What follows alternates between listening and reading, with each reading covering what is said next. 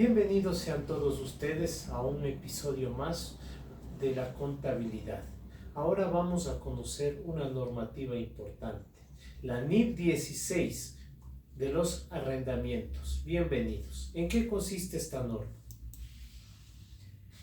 Esta norma, el objetivo principalmente es asegurar que todos los arrendadores y arrendatarios proporcionen la información más relevante de forma que represente fiel y dignamente las transacciones.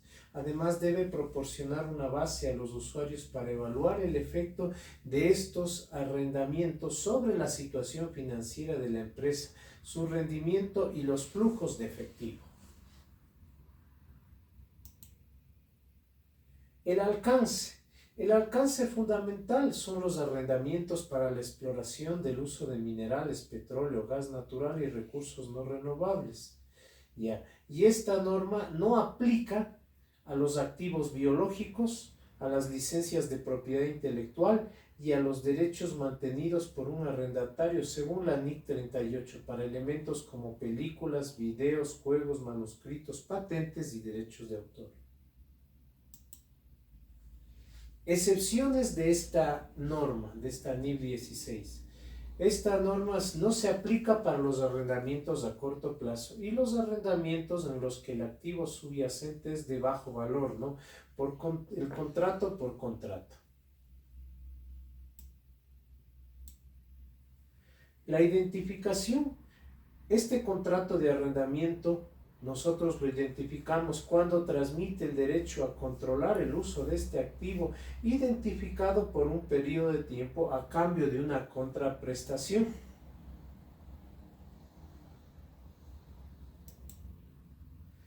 Este contrato tenemos que tener tres aspectos: a cambio de la contraprestación, como mencioné, por un periodo de tiempo, y si transmite el derecho a controlar el uso de dicho activo.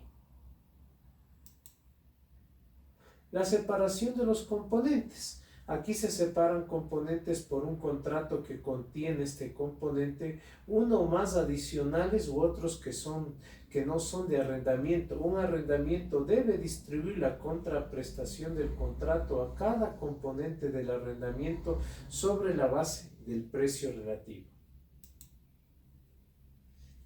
Si no existe este precio observable, independiente, fácilmente o disponible, el arrendatario estimará el precio independiente, maximizando el uso de esta información renovable. Este plazo corresponde a un periodo no cancelable junto con los periodos cubiertos por una opción de ampliar el arrendamiento si el arrendatario va a ejercer con razonable pensamiento esta opción. Al inicio, un arrendamiento reconocerá un activo por derecho de uso y un pasivo por arrendamiento. Al inicio también el arrendamiento medirá el activo por derecho de uso al costo. La medición cuando corresponde a un activo es en la fecha de comienzo, cuando se mide el pasivo por arrendamiento al valor presente de dichos pagos que no se hayan pagado a la fecha estipulada. Pagos por este arrendamiento, principalmente los pagos fijos, en esencia fijos, menos cualquier incentivo de arrendamiento a cobrar, y los pagos variables que dependen de una tasa, inicialmente medidos utilizando el índice o tasa de vencimiento. La medición, en cambio, del activo por derechos de uso es después de la fecha de comienzo. Un arrendatario medirá si es activo por derecho de uso aplicando el modelo del costo, a menos que se aplique los modelos de medición al valor razonable, en este caso en las propiedades de inversión por el método de revaluación. Cualquier pérdida por deterioro se reconocerá mediante la NIF 16, deterioro del valor. La medición posterior, en cambio, es al incremento el importe en libros para reflejar el interés sobre el pasivo por arrendamiento. y reduciendo el importe en libros para reflejar los pagos por arrendamiento.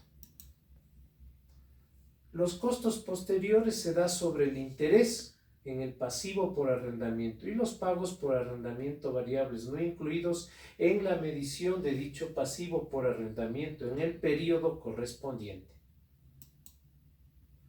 El arrendamiento presentará cuando corresponde al estado de situación financiera o en las notas, cuando los activos por derecho de uso por separado de otros activos no presentan la información por separado en el estado de situación financiera. Entonces, dicho arrendamiento se incluirán los activos dentro de la misma partida del estado financiero que le hubiera correspondido a activos subyacentes de haber sido de su propiedad. En cambio, en el estado de flujos de ese efectivo, el arrendamiento clasificará principalmente los pagos en efectivo por la parte de intereses del pasivo por arrendamiento, aplicando requerimientos de la NIC 7. La revelación principalmente es cuando se da gastos por intereses, gastos por arrendamientos a corto plazo, gastos por arrendamientos de activos bajo valor y gasto por arrendamientos variables no incluidos en la medición de pasivos por arrendamiento. La clasificación. Un arrendamiento se clasificará como operativo si no transfiere sustancialmente riesgos y ventajas inherentes a la propiedad del activo subyacente. Finalmente, de la opción de compra al final del contrato debe ser similar al valor razonable del bien. Estaremos frente a un arrendamiento operativo. Hay que tomar en cuenta la tasa de interés implícita TIR, cuando existe un valor presente, pagos mínimos por arrendamiento, valor residual no garantizado y la suma del valor razonable del activo razonado, cualquier otro costo dado por el arrendador. Muchísimas gracias, les agradezco bastante por haber compartido esta clase. Hasta una próxima. Gracias.